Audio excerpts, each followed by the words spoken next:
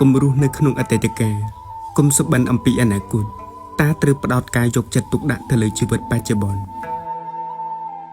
អតីតកាលជាពេលវេលាដែលកន្លងផុតទៅដោយពុំអាចហៅត្រឡប់មកវិញបានខណៈពេលដែលពេលវេលាអនាគត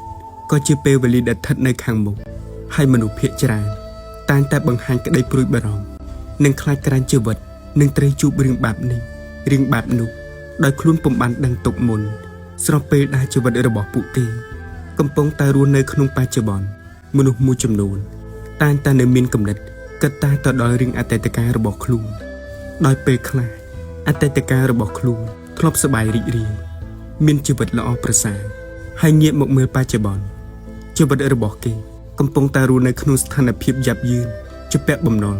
ឬទទួលរងការបាត់បង់វត្ថុឬរបស់ជាទីស្រឡាញ់របស់ខ្លួនហើយគេតែងតែរំលឹកពីរឿងអតីតកាលនិងគិតថាចង់ឲ្យជីវិតខ្លួនទៅកាន់ពេលវេលាអតីតកាលទៅវិញ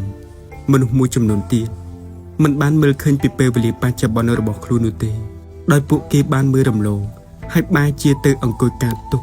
គិតច្រើនតែរៀងរ៉ាវអនាគតដែលជាពេលវេលាមិនទាន់មកដល់ទៅវិញតាមពិតទៅប្រសិនបើអ្នកកុំដាក់បន្ទុកស្ថានភាពចិត្តគំនិតការគិតរបស់ខ្លួនតែទៅរឿងអនាគតហើយព្យាយាមសាងរឿងល្អៗក្នុងបច្ចុប្បន្នដោយចាប់ផ្ដើមសាកល្បងអ្វីដែលថ្មីនិងមានប្រយោជន៍ឬការពង្រឹងសមត្ថភាពរបស់ខ្លួនឲ្យកាន់តែប្រសើរឡើងពីមួយថ្ងៃទៅមួយថ្ងៃនោះពេលវេលាអនាគតរបស់អ្នកនឹងផ្ដល់ឲ្យអ្នកនៅជោគវាសនាដ៏ល្អមួយជាក់ជាមិនខានក្នុងជីវិតនៃការប្រកួតប្រជែង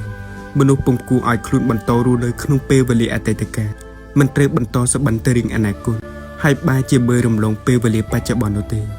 សូមថែរក្សាពេលវេលាថ្ងៃនេះរបស់អ្នកជាមួយនឹងការចាប់ផ្ដើមសារជាថ្មីដើម្បីថ្ងៃស្អែកដ៏ត្រចះត្រចង់របស់អ្នក